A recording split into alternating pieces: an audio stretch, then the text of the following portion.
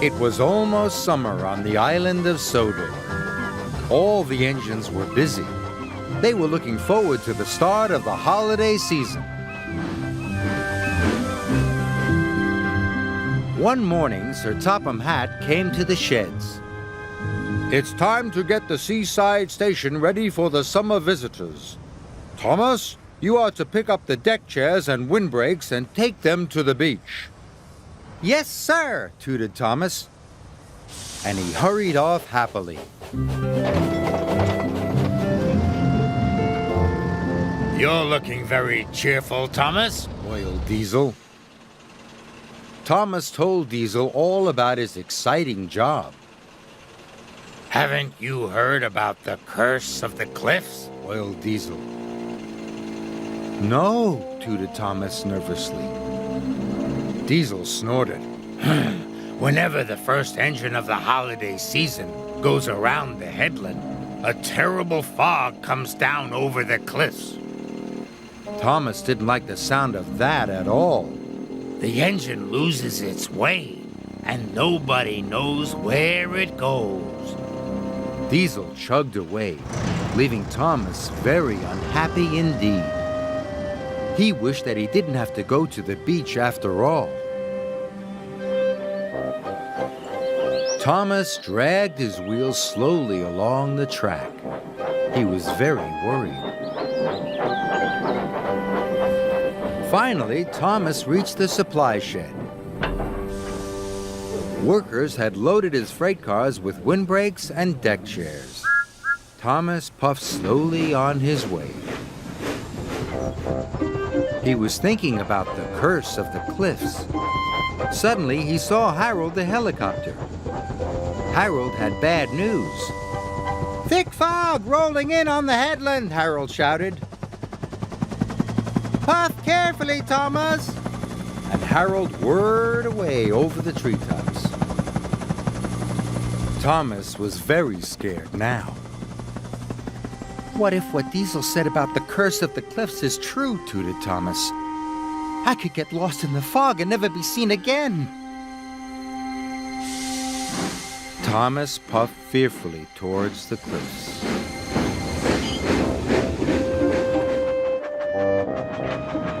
Thomas was approaching a tunnel when he saw Ben. Ben looked unhappy. What's the matter? Asked Thomas kindly. I was enjoying myself until I met Diesel, said Ben unhappily. He told me a monster lives in the tunnel. Now I'm too scared to go through. I'm sure Diesel can't be right about the monster, Thomas said. Why don't I go into the tunnel first? Then you can follow me.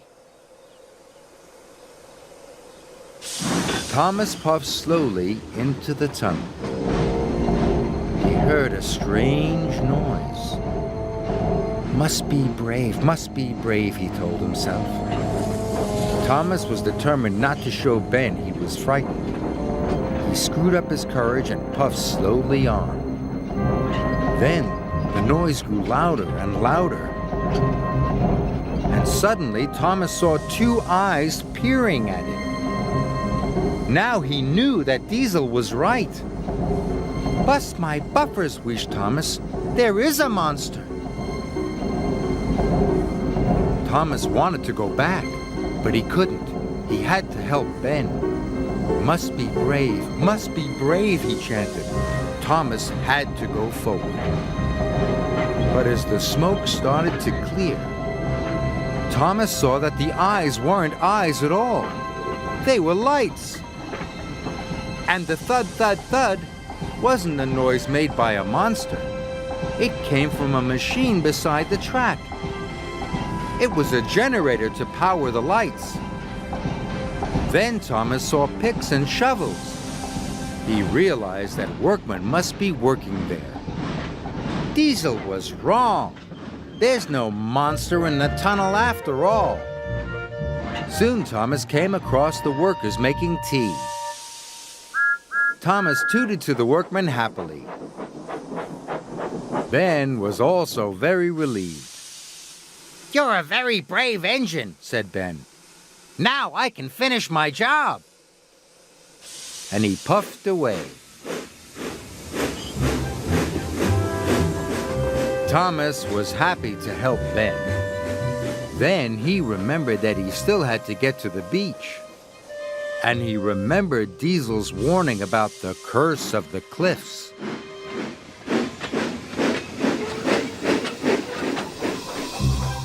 Thomas felt very nervous as he puffed towards the headland. So nervous that he stopped. I can't go any further, Thomas tooted, and he began to reverse away from the cliffs. Then he had an idea. If Diesel was wrong about the monster in the tunnel, maybe he'll be wrong about the curse of the cliffs, he puffed. He started to go forward again. I'm not afraid, he chuffed, as he steamed carefully through the mist. Suddenly, the mist rolled away, and the sun came out. Thomas saw that the cliffs were beautiful. Diesel just wanted to frighten me, Thomas whistled. Soon, the seaside station was up ahead. At last, Thomas reached the station on the other side of the headland. Thomas knew that soon the beach would be filled with happy vacationers. I should not have believed what Diesel said about the curse of the cliffs, wished Thomas. In future, Thomas decided he would believe in himself.